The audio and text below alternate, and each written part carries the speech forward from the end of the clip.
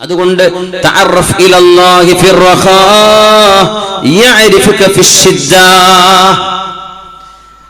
പൈസയും ആരോഗ്യം കയ്യിലുണ്ടാകുമ്പോൾ കുതിര കളിക്കരുത്. അതന്നെ ഈ പറഞ്ഞതിന്റെ അർത്ഥം.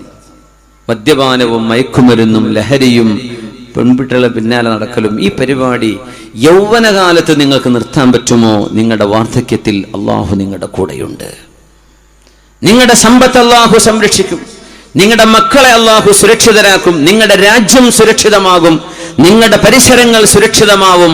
നിങ്ങളെ ഉപദ്രവിക്കാൻ ഒരാൾക്കും മനസ്സ് വരില്ല. എന്റെ മനസ്സുകളെ നിയന്ത്രിക്കുന്നത് അള്ളാഹുവാണ്. അതല്ലേ നബി തങ്ങൾ പറഞ്ഞത്? അത് നിങ്ങളുടെ അക്രമികളും നിങ്ങളുടെ ശത്രുക്കളുടെ മനസ്സുപോലും ഒരുപക്ഷെ നിങ്ങൾക്ക് അനുകൂലമാക്കി മാറ്റാൻ അള്ളാഹുവിന് കഴിയും. അൽ ഖുലൂബു ബൈന ഇസ്ബഅൈനി മിൻ അസ്വാബിഇർ റഹ്മാൻ. കാരുണ്യവാനായ അള്ളാഹുവിന്റെ രണ്ട് വിരലുകൾക്കിടയിലാണ് നിങ്ങളുടെ ഹൃദയം. യഖ്ലിബുഹാ കൈഫ യശാ. എങ്ങനെ വേണമെങ്കിലും അതിനെ മാറ്റിമറിക്കാൻ അള്ളാഹുവിന് കഴിയും. അതുകൊണ്ട് റബ്ബിനോട് ചോദിക്കണം, യാ മുഖല്ലിബൽ ഖുലൂബ്, ഹൃദയങ്ങളെ മാറ്റിമറിക്കുന്നവനെ, സബ്ബിത് ഖൽബി അലാ ദീനിക്, എന്റെ ഖൽബ്, എന്റെ ഹൃദയം നിന്റെ ദീനിൽ അടിയുറപ്പിച്ചു നിർത്തിത്തരയണമേ. ഇത് നമ്മുടെ ഹബീബിന്റെ പ്രാർത്ഥനയാണ് സല്ലല്ലാഹു അലൈഹി വസല്ലം. മഹാനായ അബൂബക്കറുൽ ഖത്താനി റഹ്മത്തുള്ളാഹി അലൈഹി നിസ്കരിച്ചു കൊണ്ടിരിക്കുകയാണ്. ഒരു മോഷ്ടാവ് വന്ന് മഹാനായ അബൂബക്കറുൽ ഖത്താനിയുടെ തലപ്പാവ് മോഷ്ടിച്ചു കൊണ്ടുപോയി. അന്ന് തലപ്പാവ് കിട്ടിയാൽ മതി, അതെടുത്ത് ഡ്രസ്സാക്കാലോ എന്ന് വിചാരിച്ചാണ് തലപ്പാവ് മോഷ്ടിക്കുന്നത്. ആലോചിച്ചു നോക്കും, ഒരു ഉസ്താദ് ഇങ്ങനെ നിസ്കരിക്കുകയാണ്, അപ്പൊ തോളിന്ന് ഷാൾ എടുത്തിട്ട് പോയി. അത് എടുത്തത് മഹാനായ അബൂബക്കറുൽ ഖത്താനി റഹ്മത്തുള്ളാഹി എന്ന പ്രഗൽഭനായ ഒരു സൂഫി വര്യന്റേതായിരുന്നു. ഇയാളത് കൊണ്ടുപോയി വിൽക്കണല്ലോ. വിൽക്കാൻ വേണ്ടി കച്ചവടക്കാരന്റെ അരികത്തേക്ക് നീട്ടിക്കൊടുത്തു. ഇതായി തുണിക്കെനിക്ക് പൈസ താ. ആ നീട്ടിയതാണ്. പിന്നെ കൈ മടക്കാൻ പറ്റിയില്ല. അത് വിടാനും പറ്റണില്ല, കൈ മടക്കാനും പറ്റുന്നില്ല. അവന്റെ കൈയങ്ങ് ഉറച്ചുപോയി. അപ്പോ ഓടി വന്നു അബൂബക്കറുൽ ഖത്താൻ റഹ്മത്തുള്ളാഹി അലൈഹിയോട് പറഞ്ഞു, മഹാനവറുകളെ, എന്നോട് മാപ്പാക്കണം, എന്റെ കൈദാ ഉറച്ചുപോയിരിക്കുന്നു, മാപ്പാക്കി തരണം. മഹാനായ ശൈഖ് അവറുകൾ ദുആ ചെയ്യുകയാണ്, ഇലാഹി അബ്ദുക റദ്ദ ഇലയ്യ മാ അഖദ മിന്നി. പടച്ചവനെ, നിന്റെ ഈ പടപ്പ് എന്നിൽ നിന്ന് എന്താണോ മോഷ്ടിച്ചത് അതെനിക്ക് തിരിച്ചു തന്നിട്ടുണ്ട്. ഫർദുദ് അലൈഹി മാ അഖദ്ത മിൻഹു. അതുകൊണ്ട് അയാളിൽ നിന്ന് നീ എടുത്തത് തിരിച്ചു കൊടുത്തേക്ക് റബ്ബേ. കയ്യിന്റെ ആരോഗ്യം അല്ലാഹു തിരിച്ചെടുത്തത്, കൊടുത്തേക്ക് റബ്ബേ, കുഴപ്പമില്ല. വആദ സാലിമാ. പിന്നെ അദ്ദേഹം ഒരു കുഴപ്പവുമില്ലാതെ തിരിച്ചു പോകുന്നു. സംഭവം സഫഹാത്തുൻ മുശ്രിഖാ മിൻ ഹയാത്തിസ് സാബിഖീൻ. നദീർ മുഹമ്മദ് മക്തബിയുടെ ഈ ഗ്രന്ഥത്തിലുണ്ട് സംഭവം. കയ്യങ്ങട് ഉറച്ചു പോവാണ്. പിന്നെ തിരിച്ചു കിട്ടിയത് മഹാൻ ദുആ ചെയ്തപ്പോഴാണ്. തൊടാൻ കഴിയില്ല. അല്ലാഹുവിന്റെ ഔലിയാക്കന്മാരുടെ ജീവിതം അതാണ്. റാബിഅത്തുൽ അദവിയ്യ റളിയല്ലാഹു അൻഹയുടെ വീട്ടിലേക്ക് കള്ളം കയറിയ അനുഭവമുണ്ട്. റാബിഅത്തുൽ അദവിയ്യ, നഫീസത്തുൽ മിസ്രിയ ബീവി ഈജിപ്തിലാണ്, ഖൈറോവിലാണ്. റാബിഅത്തുൽ അദവിയ്യ ബീവി എന്ത് വിഷമം കൊള്ളുന്നത് ഫലസ്തീനിലാണ്. ഫലസ്തീനിലെ ജബൽ സൈത്തൂനുണ്ട്, ഒലീവ് മല. അതായത് മസ്ജിദുൽ അഖ്സയുടെ നേരെ മുമ്പിലുള്ളൊരു കുന്നാണ്, മനോഹരമായ കുന്ന്. അവിടെയാണ് ഹിബ്രു യൂണിവേഴ്സിറ്റി ഉള്ളത്.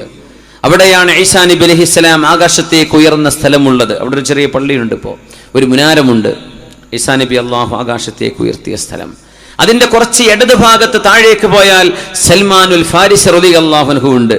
സൽമാനുൽ ഫാരിസിയെ സിയാറത്ത് ചെയ്ത് വന്ന് മുമ്പോട്ട് ഇറക്കത്തിലേക്ക് വന്ന് അവിടെ പനോരമ വ്യൂ ഉണ്ട്. ജെറൂസലേം മൊത്തത്തിൽ കാണാൻ കഴിയുന്ന, ജെറൂസലേമിലെ ക്രിസ്ത്യാനികളുടെയും മുസ്ലിമീങ്ങളുടെയും ജൂതന്മാരുടെയും ഖബർസ്ഥാൻ ഒരുമിച്ച് കാണുന്ന ഒരു വ്യൂ പോയിന്റ് ഉണ്ട്. ആ പോയിന്റിലേക്ക് പോകുമ്പോൾ ഇടത് ഭാഗത്ത് ഒരു ചെരുവിൽ അന്ത്യവിഷമം കൊള്ളുകയാണ് മഹദിന്. പുറത്തിറങ്ങാൻ പറ്റുന്നില്ല. പുറത്തേക്കുള്ള വഴി കള്ളം അവസാനം ബീവിയോട് ചെന്ന് പറഞ്ഞു, ബീവി മാപ്പ് തരണേ, ഇവിടെ വെച്ചേക്കട്ടെ, എനിക്ക് പോകാൻ പറ്റുന്നില്ല. അവിടെ ആരോ വിളിച്ചു പറയുന്നത് കേട്ടു, ഇന്നാ നഹ്ഫദു ബൈതഹാ വല്ലാഹു ഖൈറുൻ ഹാഫിളാ. റാബിഅത്തുൽ അദവിയ ബീവിയുടെ വീട് ഞാൻ സംരക്ഷിക്കുകയാണ്. അള്ളാഹുവാണ് ഇതിന്റെ സംരക്ഷകൻ, അള്ളാഹു ഇതിനെ സംരക്ഷിക്കും, അതുകൊണ്ട് ഞങ്ങളതിന് കാവൽക്കാരാണെന്ന് ആരോ അവിടെ നിന്ന് വിളിച്ചു പറയുന്നു. അവിടെ കൊണ്ടുപോയി വെച്ച് ഓടുകയാണ് ഉണ്ടായത്. സുബ്ഹാനല്ലാഹ്. അതുകൊണ്ട് മുഅ്മിനെ ഖബറിലേക്ക് പ്രവേശിക്കുമ്പോൾ, റൂഹിൻ നമ്മുടെ മരണം നമ്മെ തേടി വരുമ്പോൾ, നമ്മുടെ മലക്കുൽ മൗത്ത് റൂഹ് പിടിക്കാൻ വരുമ്പോൾ, മനുഷ്യന്റെ ആത്മാവ് ശരീരത്തിൽ നിന്ന്, ദേഹത്തിൽ നിന്ന് ദേഹിയെ പിടിച്ചെടുക്കുമ്പോൾ മലക്കുകളോട് അല്ലാഹു പറയുന്നുണ്ട്, ശുമ്മ റഅസഹു, ആ മനുഷ്യന്റെ തലയൊന്ന് മണത്തു നോക്ക്. തലയിൽ എന്താ ഉള്ളത്? മലക്ക് പറയും, അജിദു ഫീ റഅസിഹിൽ ഖുർആൻ, അല്ലാഹുവേ നിന്റെ ഖുർആൻ പാരായണം ചെയ്ത ആളായിരുന്നു, തലയിൽ ഖുർആനാണ്, മെമ്മറി ഖുർആനാണ്, സിനിമ പാട്ടല്ല, മെമ്മറി ഖുർആനാണ്. ശുമ്മ ഖൽബഹു, മലക്കേ ആ മരിക്കുന്ന മനുഷ്യൻ ആണോ പെണ്ണോ അവരുടെ ഹൃദയമൊന്ന് മണത്തു നോക്ക്. അജിദു ഫീ ഖൽബിഹി സിയാം, നിനക്ക് വേണ്ടി നോമ്പെടുത്ത നിയ്യത്ത് അവിടെയുണ്ട്.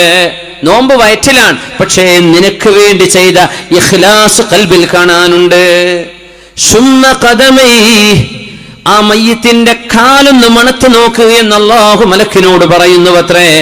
അജിദു ഫീ ഖദമൈഹിൽ ഖിയാം, രാത്രിയിൽ എല്ലാവരും കിടന്നുറങ്ങുമ്പോൾ നിനക്ക് വേണ്ടി എഴുന്നേറ്റ് നിസ്കരിച്ച കാലുകളാണിത്. അങ്ങനെ അവിടെ പറയപ്പെടും, ഹഫിള നഫ്സഹു ഫഹഫിളഹു അല്ലാഹു അസ്സ വജൽ, അല്ലാഹുവിന് വേണ്ടി ശരീരം സൂക്ഷിച്ച ഒരാളെ അല്ലാഹു നാളെ ഖബറിലും സംരക്ഷിക്കാൻ പോവുകയാണ്.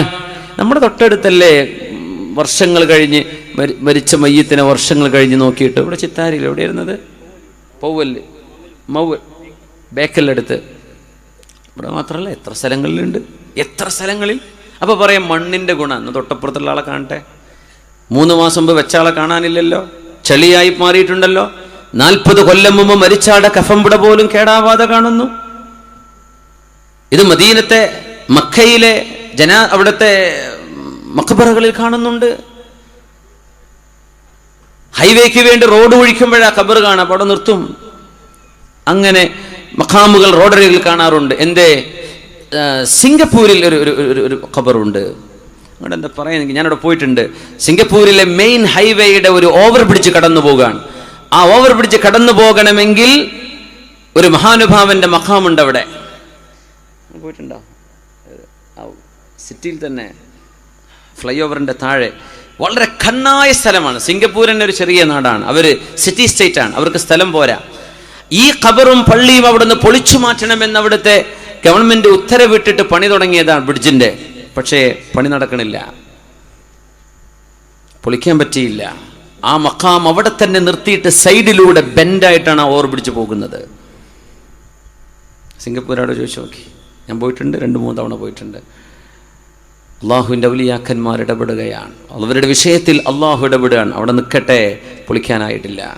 അതിനുള്ളിൽ കിടക്കുന്നത് എനിക്ക് നെറ്റിവെച്ച മഹാന്മാരാണ്, അവരുടെ നെഞ്ചത്ത് കയറിപ്പോകാൻ നീ ആയിട്ടില്ല, നിന്റെ വാഹനവും അവിടെ നിൽക്കട്ടെ എന്ന് അള്ളാഹു നമ്മളോട് പറയുന്ന പോലെ ഇങ്ങനെ എത്രയോ സ്ഥലങ്ങളിലുണ്ട്.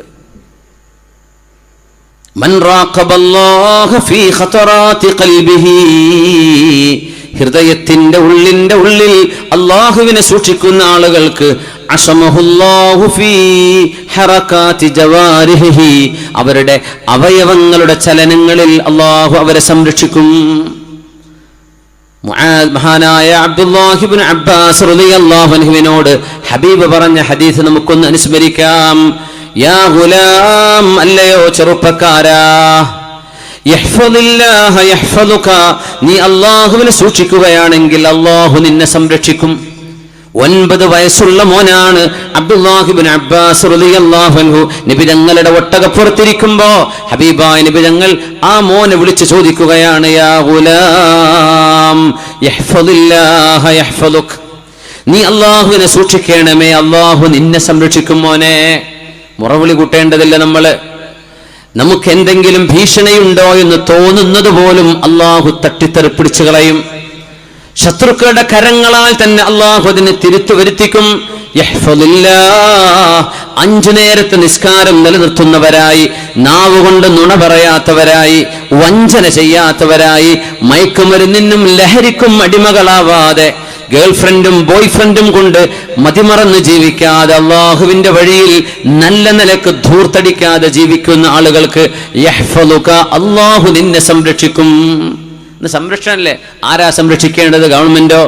അള്ളാഹു നിന്നെ സംരക്ഷിക്കും. എന്തേ ചെയ്യേണ്ടത്?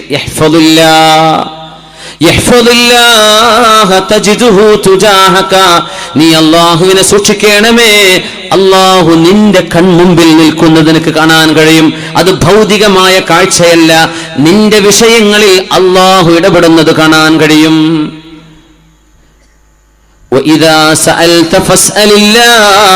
നിനക്ക് എന്തെങ്കിലും വേണോ റബ്ബിനോട് ചോദിക്കണേ.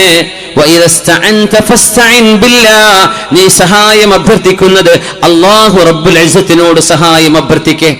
കാരണം ഒരാൾക്കും അല്ലാഹു നൽകുന്ന കഴിവല്ലാതെ ഒരാൾക്കുമില്ല. അല്ലാഹുവാണ് മുത്ലഖ് കഴിവുള്ളവൻ, അല്ലാഹു ജല്ല ജലാലുവാണ്. വഅലം, അറിയണം ഇബ്നു അബ്ബാസേ, 9 വയസ്സുള്ള മോനോടാ, നീ അറിഞ്ഞോ, ലവിജ്തമഉ, ജനങ്ങളെല്ലാവരും ഒരുമിച്ചു ചേർന്ന് നിനക്കൊരു നന്മ ചെയ്യണം എന്ന് വിചാരിച്ചു എന്നിരിക്കട്ടെ.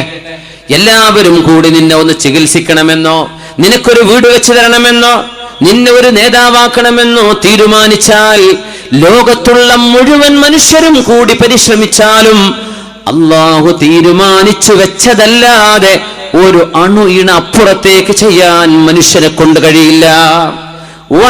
അറിയണം ഇബ്നു അബ്ബാസേ, ഇവരെല്ലാവരും കൂടി ചേർന്ന് നിന്നെ തട്ടിക്കൊണ്ടുപോകണമെന്നാണ് ഉദ്ദേശിച്ചത്, നിന്നെ വെടിവെച്ച് വീഴ്ത്തണമെന്നാണ് ഉദ്ദേശിച്ചത്, നിന്നെ തുറങ്കലിൽ അടക്കണമെന്നാണ് ഉദ്ദേശിച്ചത്, നിന്നെ നാടു കടത്തണമെന്നാണ് ഉദ്ദേശിച്ചതെങ്കിൽ ലം യദുറൂക്, അവരാർക്കും നിന്നെ ഉപദ്രവിക്കാൻ കഴിയില്ല. ഇല്ലാ ബിശൈഇൻ ഖദ് കതബഹു അല്ലാഹു അലൈക്, അല്ലാഹു ആദ്യമേ തീരുമാനിച്ചു വെച്ച ഒരു വിഷയമുണ്ടെങ്കിൽ അത് സംഭവിക്കുകയല്ലാതെ അവരാർക്കും ഒന്നും ചെയ്യാൻ കഴിയില്ല. റുഫിഅത്തിൽ അഖ്ലാം, നടക്കാൻ പോകുന്ന വസ്തുതകളെല്ലാം അല്ലാഹു രേഖപ്പെടുത്തിയ അല്ലാഹുവിന്റെ അല്ലാഹുവിന്റെ ഒരു ടാബ്ലറ്റ് ഉണ്ട്. അല്ലാഹുവിന്റെ പ്രൊട്ടക്റ്റഡ് ടാബ്ലറ്റ് എന്ന് പറയുന്ന അൽ-ലൗഹുൽ മഹ്ഫൂസ്. ഹബീബുന്നൂർ മസ്ജിദ് അല്ലേ, സിംഗപ്പൂർ എവിടെണ്ടാ? ഹബീബുന്നൂർ മസ്ജിദ് സിംഗപ്പൂരിലെ പള്ളിക്ക് പറയാം. ഈ മഖാമുള്ളടുത്ത് അവിടെ ഒരു മഹാൻ അന്ത്യവിഷമം കൊള്ളുന്നുണ്ട്. സയ്യിദ് കുടുംബത്തിൽ പെട്ട മഹാൻ ഹബീബുന്നൂർ. ജനങ്ങൾ ആർക്കും ഉപകാരം ചെയ്യാൻ ജനങ്ങൾ മുഴുവൻ ഉദ്ദേശിച്ചാലും അള്ളാഹു ലക്ഷ്യം വെക്കുന്നതേ കഴിയൂ. ജനങ്ങൾ വിചാരിച്ചാൽ നിന്നെ ഉപദ്രവിക്കാൻ കഴിയില്ല. പേനകൾ ഉയർത്തപ്പെട്ടിരിക്കുന്നു, പേപ്പറുകൾ വറ്റിക്കഴിഞ്ഞു, തീരുമാനം നടന്നു കഴിഞ്ഞു. അതുകൊണ്ട് ആ രക്ഷിതാവിൽ ഭരമേൽപ്പിക്കുക, അതാണ് നിന്റെ വിജയത്തിന്റെ വഴിയെന്ന് അഷ്റഫുൽ ഖൽഖ് റസൂലുള്ളാഹി സ്വല്ലല്ലാഹു അലൈഹി വസല്ലം